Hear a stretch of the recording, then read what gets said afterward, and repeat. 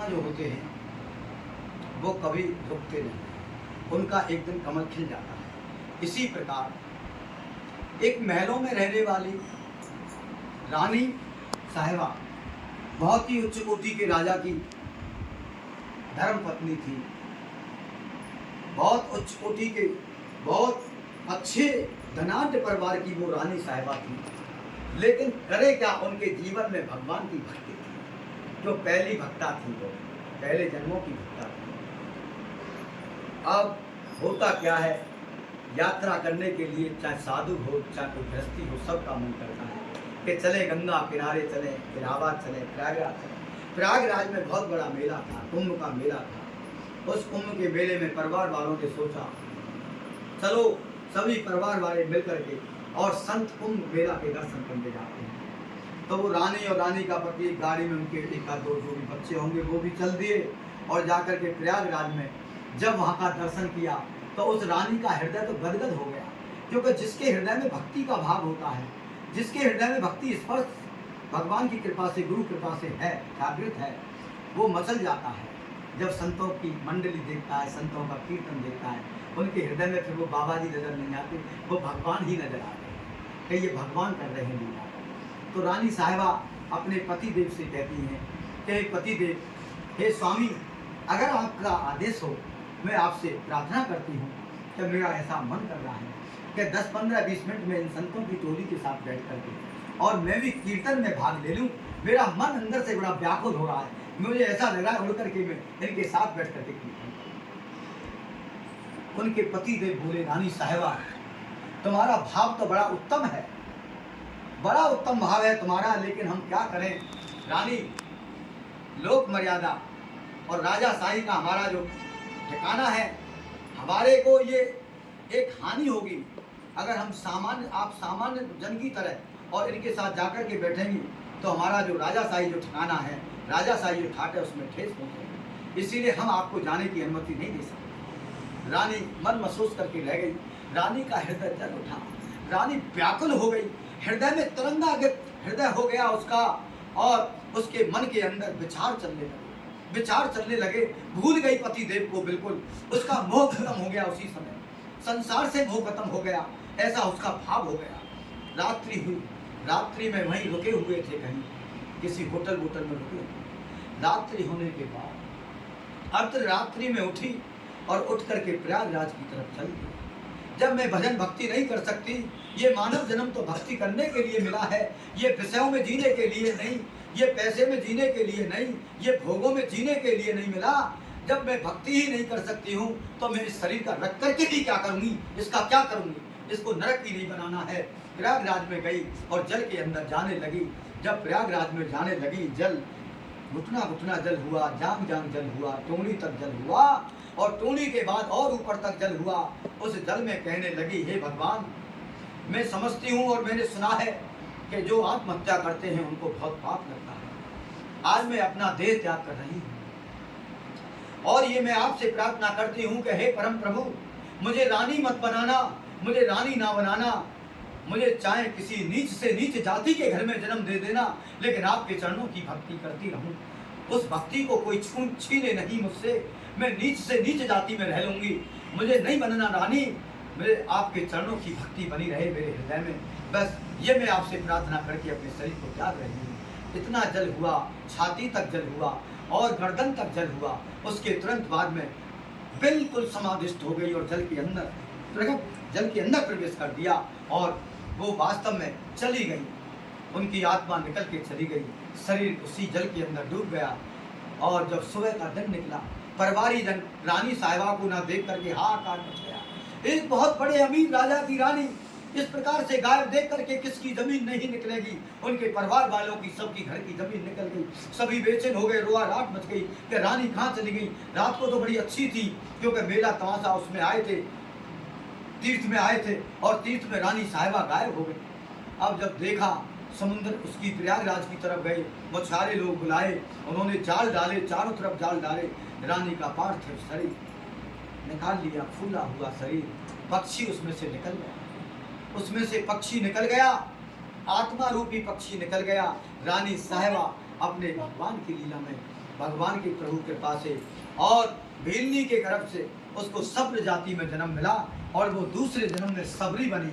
और सबरी जब बनी उनके अंदर बालपन से ही विलक्षणता दिखने लगी और घर वाले हैरान थे, क्योंकि भील जो होते हैं उनका कार्य कुछ अलग रहता है, नीच जाति है, लेकिन जो भक्ति तत्व होता है वो नीच जाति भी निम्न जाति भी उसमें बाधक नहीं है।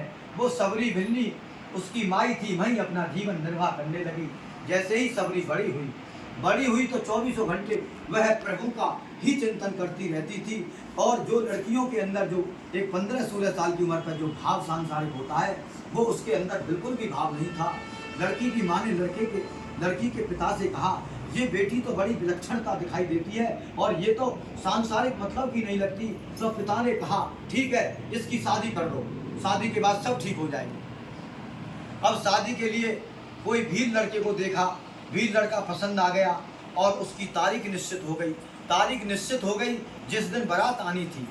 उन्होंने अनेकों प्रकार के जंगल में जाकर के शिकार किए, यहाँ पेड़ उनको पशु पक्षियों को ला करके मार करके इकट्ठा करके एक कमरे में, नहीं मारा तो नहीं था, उनको वैसे ही पकड़ करके इकट्ठा करके एक कमरे में बंद कर दिया और बाहर से ताला लगा दिया, चाबी वहीं रखी। अब तो सबरी की मैया भिलनी सबरी की मांग निकाल रही थी। सबरी बोली, मैया आज बड़ा लाड प्यार कर रही है, क्या कोई खास बात है क्या? जो भक्त होता है ना वो इन चीज़ों से दूर रहता है। आज इतनी आप मांग क्यों निकाल रही है, क्यों इतनी साफ सफाई करनी? बेटी तुझे पता नहीं है आज तेरी बारात आनी है, आज तेरा विवाह है। अच्छा, और ये देख जितने भी जानवर आए हैं, जो बाराती आएंगे उनकी दावत के लिए इनको काटा जाएगा, बनाया जाएगा और इनका जो मांस होगा वो उनके लिए परोसा जाएगा। सबरी को बड़ी गिलानी हुई और अंदर मन में उसके में बड़ा व्याकुलता प्रकट हुई। उसने चाबी ली, दरवाजे का ताला खोला और ताला खोल करके दरवाजे को खोल दिया और बोले, और वाह हट जाओ, मैं मांग नहीं कराऊंगी, कह करके वहां से और इधर भागी और उधर भागी और भागते भागते दरवाजे से सभी पक्षी और पशु जितने भी थे निकल करके भाग गए। उनके मुख से आवाज आई, हे सबरी, आज तूने हमें जंजाल से मुक्त किया है, जा, एक दिन भगवान तुझको मुक्त करेंगे, भगवान तुझको मुक्त करेंगे। ऐसे कहते हुए पक्षी और पशु सब वहां से भाग गए। सबरी जंगल में भाग गई और सबरी महारानी अब एक ऐसे जंगल में चली गई, वहाँ एक आश्रम था और मन में सोचा कि मेरा सेवा का भाव है। आंखों में आंसू भी आती थी। हर समय जिसके हृदय में भक्ति होती है उसको भगवान के रूप में आंखों में आंसू इसलिए आ जाते हैं कि भगवान की सेवा से विमुख है तो आंसू, भगवान का भजन नहीं हो रहा तो आंसू, कोई गलत कार्य हो गया तो आंसू। आंसू तो ठिकाने पर रखे रहते, आंसू आते रहते थे। सोचा किस तरह से सेवा करूं, नीच जाति की हूँ, आश्रम में मुझे कोई रखेगा नहीं। लेकिन उसने मन ही मन सोचा एक दिन कि मैं ऐसा करती हूँ कि सेवक ना दिखे कोई बात नहीं, सेवा दिख जाए। रोज रोज 2-2:30 बजे रात्रि में जागे और रात्रि में वहाँ लकड़ियों का जाकर के साफ सफाई करके लकड़ी रखे आए, वहाँ भगवान के लिए बाल्टी भर करके जल रखे आए। इस प्रकार की रोज की सेवा दे करके बेचारे जो ब्रह्मचारी थे गुरुदेव के शिष्य, वो भी बोले पता नहीं यहाँ कौन आता है और कौन सेवक है। सेवा तो दिखती है लेकिन सेवक नहीं दिखता है, कौन है। एक दिन सारी रात्रि भर ब्रह्मचारी जागते रहे और जागने के बाद जब सबरी महारानी जैसे ही सेवा करने के लिए आई, तुरंत उनका हाथ पकड़ लिया। बोलिए तुम कौन हो? कांपने लगी, बोली मैं तो नीच जाति की हूँ और सेवा करने से मैं रुक नहीं पा रही थी, मुझे सेवा का बहुत भाव था। अब ये मैं नीच जाति की हूँ, मैंने सोचा मुझे कोई वैसे तो आश्रय देगा नहीं, इस तरह से ही छिप करके सेवा कर लूँ। अब जो हो गया वो हो गया, जो तुमको दंड देना हो मुझे दंड दे दीजिए, दंड दे दो, मैं सहज स्वीकार कर लूँगी प्रसन्नता के साथ। ब्रह्मचारियों को दया आ गई, उसको गुरुदेव के पास बुला करके गुरुदेव को सारा वृत्तांत बताया जो भी था। गुरुदेव बोले बेटा कहाँ हो, कौन हो, क्या तुम्हारा नाम है? उन्होंने भी सारा वृत्तांत बताया, इस तरह से भिलनी की गाय हूँ और इस तरह से जो जो कहानी बनी थी गुरुदेव को बताई। और गुरुदेव बोले बेटा अब क्या चाहती है? कि गुरुदेव मैं तो नीच जाति की हूँ, मुझे यहाँ कोई रखेगा कौन? मेरा तो 24 घंटे गुरु चरणों की सेवा और भगवान के भजन का ही भाव रहता है। ऐसा मैं यहाँ आश्रम में भी नहीं रह सकती, मैं तो जंगल से लकड़ियाँ लाती थी और जल लेकर के आती थी, यहाँ से साफ सफाई करती थी, सेवा कर जाती थी। अब आप मुझे जो दंड देना चाहो वो दे दो। बोले नहीं बेटा हम तुझे दंड नहीं देंगे, तू आराम से इसी आश्रम में रहे। कि पिताजी मैं आश्रम में रहूंगी तो आपको कलंक लगेगा, आपको दाग लगेगा, ना जाने आपके शिष्य आपसे क्या क्या कहेंगे और लोग बाग जन क्या क्या कहेंगे।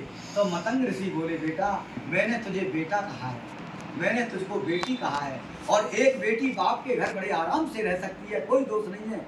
अब रही बात लोग बागों की, कहने वाले की, मतंग हूं मैं, मतंग हाथी को कहते हैं, और हाथी के पीछे भौंकने वाले जन कितने भौंकते रहते हैं। हाथी की मस्तानी चाल में कोई फर्क नहीं पड़ता, हाथी अपनी मस्तानी साल से चलता रहता है और पीछे भौंकने वाले कुत्ते भौंकते ही रहते हैं। तू किसी भी प्रकार की कोई चिंता मत करे, आराम से यहाँ रह, प्रसाद पा, भजन कर, सेवा कर, सब कुछ कर। क्योंकि भगवान श्री राम ने भी कहा था, कहो रघुपत सुन ब्राह्मणी बाता, मानऊ एक भगत करनाता। हे सबरी, मैं जाति बिरादरी नहीं देखता, मैं तो केवल एक भक्ति का नाता मानता हूँ। ऐसे ही गुरु का भाव रहता है, तुम भक्ता हो, आराम से यहाँ रहो।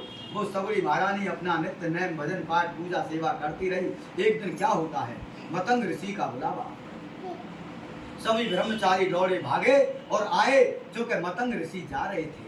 जब जा रहे थे मतंग ऋषि के पास, सबरी महारानी भी भग करके आई, आंखों में आंसू ला करके बोली, पिताजी आप कहाँ जा रहे हो।